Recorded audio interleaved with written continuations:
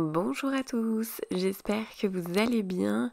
On se retrouve pour mon Memory Planner sur l'expo Harry Potter. J'espère que cette vidéo va vous plaire parce que du coup j'ai intercalé des petites vidéos souvenirs pendant que je faisais ce petit Memory Planner. Donc je me suis tout simplement imprimé plein de stickers pour cette semaine-là. Je n'ai pas voulu faire plus recherché au niveau mise en page, pardon, tout simplement parce que j'ai l'intention de faire un mini album photo sur cette expo et que je ne voulais pas entre guillemets utiliser mes bonnes idées pour le Memory Planner, mais plutôt pour mon mini album. Donc on se retrouvera pour un mini album sur le thème Harry Potter un petit peu plus tard. Il va me falloir forcément un petit peu de temps pour construire tout ça.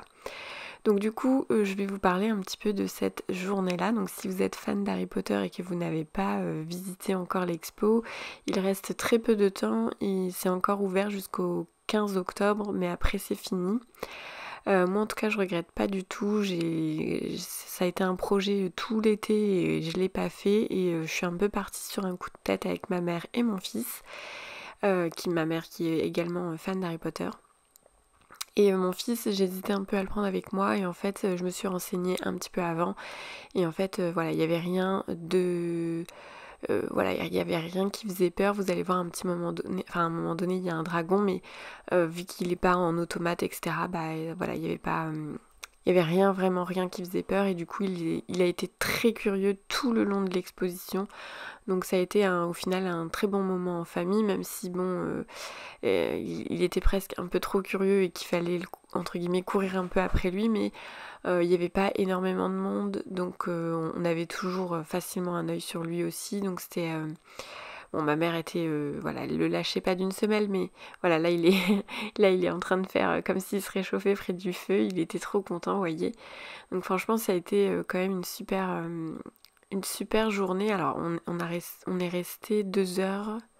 Oui, c'est ça, 2 heures dans l'expo.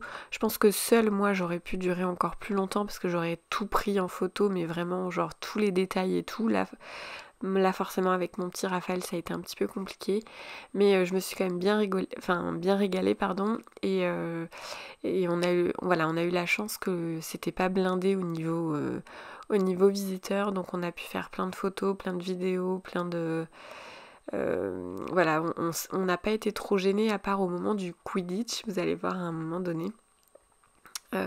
Ouais, le seul moment où ça a été un petit peu dur, c'est au moment du Quidditch. Voilà, ça va être là. Euh, En fait, c'était la seule salle qui était blindée et en fait les enfants surtout, qui étaient un peu... Enfin, ils s'amusaient, ça c'était sûr, mais en fait ils laissaient pas la place aux autres.